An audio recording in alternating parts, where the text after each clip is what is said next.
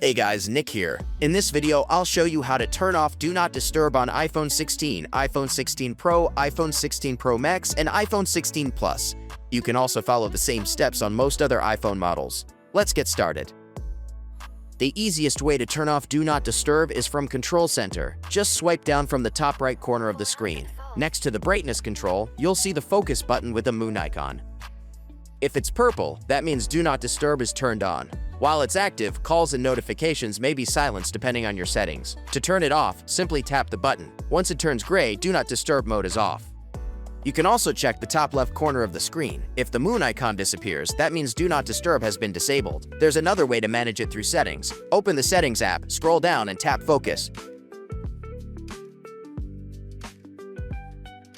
Then select Do Not Disturb. From here, you can customize which people and apps are allowed to send you notifications while Do Not Disturb is turned on. And that's how to turn off Do Not Disturb on an iPhone 16. I hope this video helped.